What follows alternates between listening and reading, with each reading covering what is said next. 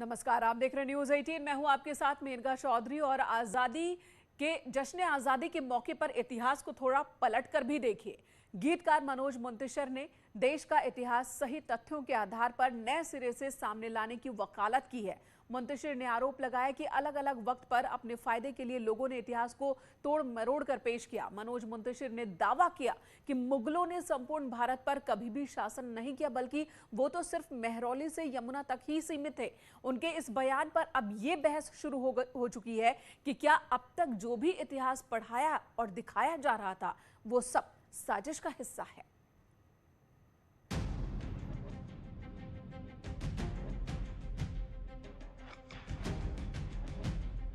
Word use करते हैं ना, the Mughal of music, the Mughal of this, the Mughal of business. पहली बात तो ये सोच बदल दीजिए, क्योंकि ये सिर्फ भगोड़े थे और ये बाद में लुटेरे थे।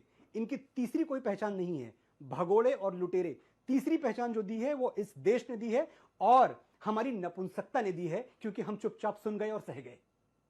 मेहरौली से यमुना, यही सल्तनत है। इसको आप जो कहना चाहें कह लें। क्या देश का इतिहास सही तरीके से समझने और समझाने की जरूरत है?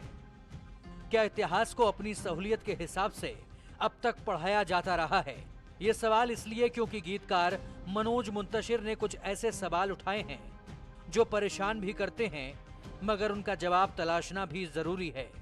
भाई, मेहरौली से यमुना तक, ये जिस जमाने की आप बात कर रहे हैं, उस वक्त अगर आप महाराष्ट्र की तरफ देखें तो छत्रपति शिवाजी महाराज का डंका बज रहा था। उनकी तलवारों के आगे किसी की मजाल नहीं थी आके खड़ा हो जाए। अगर आप साउथ की तरफ जाएं तो वहां की एम्पायर जो थी, जो वहां के राजा थे, वो बड़े मजबूत थे। राजस्थान कभी ये पूरी तरह ले ही नहीं पाए, गुजरात की तरफ ये पहुंचे ही नहीं। हम कहां की बात कर रहे हैं? क्या मजाक है ये? कौन सी सल्तनत और कौन सा मुगल साम्राज्य? अपने गीतों से देशभक्ति का जज्बा जगाने वाले मनोज मुंतशिर ने साफ किया है कि मुगलों का समूचे भारत पर कभी शासन नहीं रहा, बल्कि वो दिल्ली में मेहरौली से यमुना तक ही सीमित थे। ऐसे में सवाल उठना लाजमी है कि इसके बाद भी इतिहास में मुगलों के गुलाम वाली बात कहां से आई? पहले आप और मैं स्वीकार करें कि हमने अपने इतिहास के साथ न्याय नहीं किया।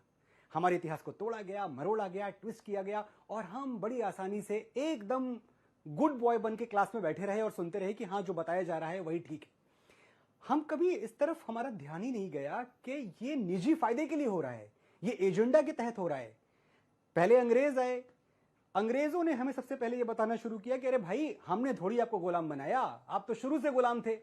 हम तो आ गए, हमने आपका मैनेजमेंट संभाल लिया, हमने गुलाम नहीं बनाया। मनोज मुंतशिर ने अपनी बात दमदार तरीके से कही है और समझाने की कोशिश की है कि कैसे देश को गुमराह किया गया और जो अंग्रेजों ने बताया उसी को आगे बढ़ाया गया। इसके लिए मनोज ने कुछ ऐसे तथ्य बताए हैं जिनका जवाब आज तक कोई नहीं दे पाया। बड़ी बात यह है कि जहां भी दुनिया में इस्लामिक सत्ता रही है, वहां कोई और दूसरा धर्म, कोई और दूसरी संस्कृति, कोई और दूसरा कल्चर कभी पनपा ही नहीं। पर्शिया गुलाम हुआ, ईरान बन गया। यह मैं हिस्टोरिकल बात कह रहा हूं। मेसोपोटामिया गुलाम हुआ, इराक बन गया। इजिप्ट का जो हाल है वो आज हमारे सामने है। यह कैसे हो गया कि हम इतने वर्षों तक, 400 से भी ज्यादा सालों तक हम मुगलों के गुलाम रहे और हमारी संस्कृति, हमारा हिंदू राष्ट्र फिर भी बचा रह गया? यह तो बड़ी अजीब बात है। यह अजीब बात नहीं है, यह झूठ है। यह झूठ हमें पिलाया गया है, यह झूठ हमें पढ़ाया गया है। इतिहास किसने लिखा, क्या लिखा, ऐसे सवाल हैं जो जश्न आजादी के मौके पर बहुत गंभीर हो जाते हैं। शायद इसलिए मुंतशिर ने भी अपनी बात बेहद दमदार तरीके से रखी है। जब तक हम सब ये मानते रहेंगे ना, बड़ा अच्छा है, बड़ा अच्छा है, बड़ा अच्छा है, तब तक लाइफ में प्रॉब्लम रहेगी। एक बार आंखें खोलने की जरूरत है, अपने इतिहास की तरफ देखने की जरूरत है कि जो हमारा अतीत है उसको कैसे अलग अलग टाइम पे, अलग अलग कालखंड में, अलग अलग लोगों ने अपने फायदे के लिए ट्विस्ट एंड टर्न किया और कैसे हम उसका शिकार बनते गए। इतिहास को लेकर मनोज मुंतशिर ने जो आकलन किया है उस पर बहस होना लाजमी है, मगर उनके दावों पर इतिहासकारों की राय भी अलग अलग है।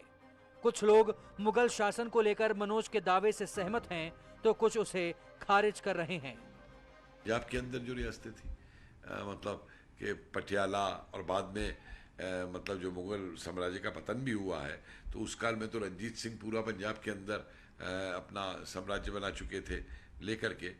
और इसके साथ साथ आप दिल्ली और इसके आसपास के इलाके भी देखें, भरतपुर कितना नज़दीक है, जाटों का विद्रोह पूरा मुगलों के खिलाफ। तो इसलिए ये कहना कि मुगल संपूर्ण भारत के शासक थे, मैं समझता हूँ कि ठीक बात नहीं है। उनका कहना पूरी तौर से ठीक नहीं है। भारत में मुगलों का शासन करीब 250 साल रहा। उस 250 साल की अवधि में अधिकतम उनका राज्य जो है काबुल से लेके और दक्षिण में गोलकुंडा से आगे तक था, और करीब संपूर्ण भारत में बंगाल वगैरह के उनके राज्य में शामिल था। मुगलों के राज्य का सबसे अधिक विस्तार औरंगजेब के वक्त में था और सबसे कम विस्तार शाह आलम द्वितीय के वक्त में था, जो कि बहादुर शाह जफर के दादा थे। निश्चित रूप से यह मुगल शासकों का अधिकार किसी भी सूरत में ऑल इंडिया एम्पायर जो बताया जाता रहा है, समझाया जाता रहा है, कभी नहीं रहा। इतिहासकारों का ये मतभेद भी बताता है कि कुछ तो गड़बड़ जरूर है, मगर वो गड़बड़ कहाँ है उसकी वजह तलाशने की जरूरत है, ताकि देश के सामने सही तथ्य और इतिहास की जानकारी आ सके। Bureau report, news 18।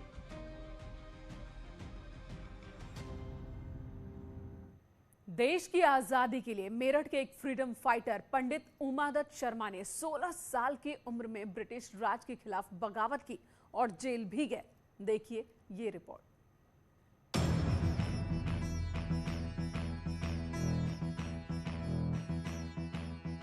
क्रांति की धरा मेरठ ने ऐसे कई स्वतंत्रता संग्राम सेनानियों को जन्म दिया है जिन्होंने देश को आजादी दिलाने में अपना महत्वपूर्ण योगदान दिया है। उन्हीं में से एक थे पंडित उमादत्त शर्मा, जो सिर्फ 16 साल की उम्र में ब्रिटिश राज के खिलाफ स्वतंत्रता संग्राम में कूद पड़े और जेल भी गए।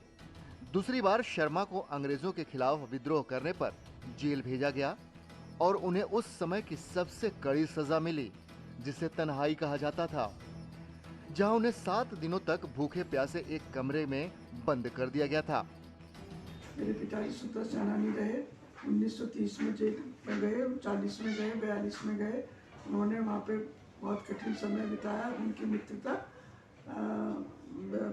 चौधरी चरण सिंह से हुई और वहाँ पर दोनों साथ साथ रहे। दोनों ने बहुत कठिन समय व्यतीत किया वहाँ पर। आजादी की लड़ाई के दौरान जेल में उनकी मुलाकात चौधरी चरण सिंह से हुई, जिसके बाद दोनों अच्छे दोस्त बन गए और 1946 में उनकी अगुवाई में मेरठ में हुई कांग्रेस कमेटी की बैठक में महात्मा गांधी, पंडित जवाहरलाल नेहरू और सरदार वल्लभ भाई पटेल समेत कई दिग्गज नेता शामिल हुए। और 1946 में जो मेरठ में कांग्रेस का पहला अधिवेशन हुआ था, मेरे पिताजी ने ही उसे आयोजित किया था और सब उसमें सरदार वल्लभ भाई पटेल, नेहरू जी, महात्मा गांधी जी सब उसमें आए, तो उन्होंने बहुत उनके काम को सराहा है। पंडित उमादत्त शर्मा के पूर्वजों के बारे में कहा जाता है कि उन्होंने रॉयल आयुर्वेदिक डॉक्टर के रूप में बेगम समरू सरधना के दरबार में सेवा की थी और आज भी उनका धर्मार्थ होम्योपैथिक क्लिनिक मेरठ में है, जो पिछले 26 वर्षों से लोगों की सेवा कर रहा है। मेरठ होम्योपैथिक मेडिकल एसोसिएशन एक चैरिटेबल डिस्पेंसरी पंडित उमादत्त शर्मा के नाम से चला रहा है। पंडित उमादत्त शर्मा एक फ्रीडम फाइटर रहे हैं। पंडित उमादत्त शर्मा जैसे फ्रीडम फाइटरों की कहानी आज के युवाओं को प्रेरणा दे रही है और उनके त्याग और बलिदान को देश हमेशा याद रखेगा। न्यूज़ 18 के लिए मेरठ से उमेश श्रीवास्तव की रिपोर्ट।